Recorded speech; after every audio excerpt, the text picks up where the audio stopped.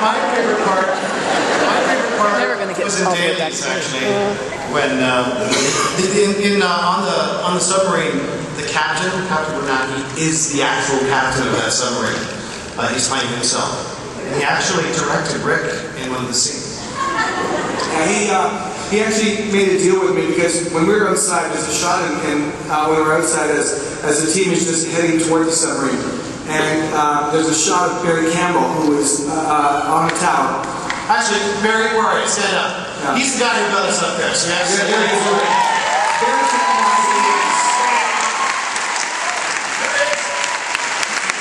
he got us up there. There's a shot of Barry up there. And what happens is that we have there's a number of things that come out of the tower. There's a periscope. There's a number of sensors that come up. And what happened was that the chief of the boat was standing beside me, and I grabbed his walkie-talkie and I cued the periscope going up and down. And when we finished 3 takes of this, we said, okay, let's head into the boat. And the cop turned to me and he goes, no human being alive has ever said a periscope except the captain. I hope he feels okay about it. And so I immediately went over to Captain Bernanke and I said, you can say action and cut to Rick. So the very next scene, which is when you see when we shot down in the boat, Rick comes out of the officer's wardroom, and he says something to an actual crew member, and then starts to walk down the hall. The first time we did it was terrible, and it was terrible because the camera move didn't work. But the captain calls Rick back and goes, "Come on, Anderson, put some feeling into it."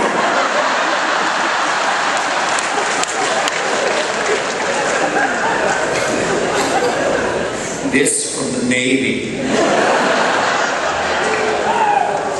It was well taken. I did put some feeling into it later. Right away. Anybody else? What was the question? We know your favorite part was the poop. That's the frozen poop.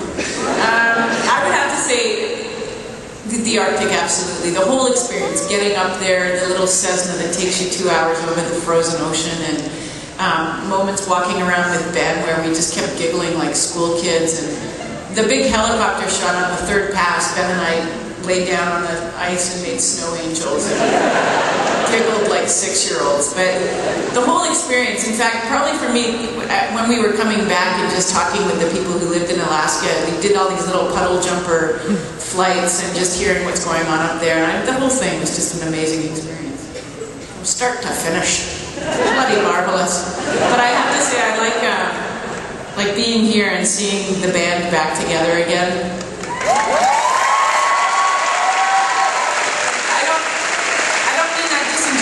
It's so nice to be back together and filming those movies, filming Arc and Truth and Continuum, just having the gang back together. It's such a nice feeling. Yeah. I was going to say all the things that they said except the poop part, but Amanda just reminded me of something that for me, one of the best parts of this is the part that you won't see, and that's the part of, because I'd spent so much of my life, the last 12 years of my life, being with these guys, and it's weird. Every day you see them. Every day you're with them. So you take for granted, and especially because most of us, except for Ben and Rick, live fairly close together. And we live blocks from each other, but still we don't see each other like we did when we were doing it regularly.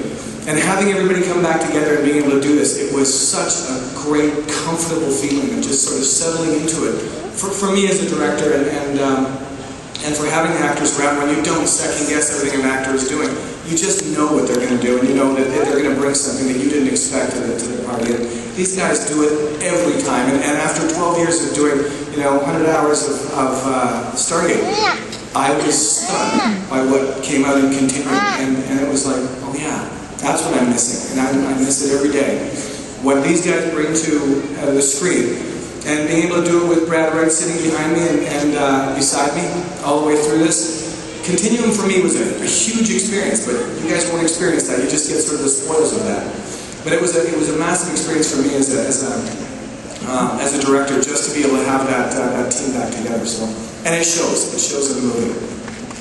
Didn't you like the scene with the plucky young escort pilot, though? Wasn't that really your The favorite? best part of the whole movie. Yeah, he's pretty good, that guy. I'm letting Michael talk about him. That was me. Sitting in an F-15. Martin said you have to sit in an F-15 for a day if you can, so that the escort pilot in Continuum was me, with a helmet on. You can't tell it's me, but it's me. That's my favorite part. Thanks, man. And just now listening to Rick's poo story, that's my other favorite. That's the sad part. So, Ben. Definitely the Arctic, for all of the reasons stated, including Rick's poo. Because when it's 50 below zero, you want someone sitting on that seat before you get there. And I appreciated it. It was just that much warmer. Right? And he's right. There's an extended event that has to do with the fact that everything freezes on contact. So you carry your baby wipes with you, but you keep them next to your skin, right? Yeah, they give you a survival guide because you could die going to the toilet. Which is why I had to have Martin there. Chris, we can always count on you to elevate the conversation. You know, Rick obviously has something figured out with the whole ice thing because if you touch metal, your hand freezes to it. Which at this point, I can handle it myself, right? But if you do this, unless you're prehensile, you need your buddy.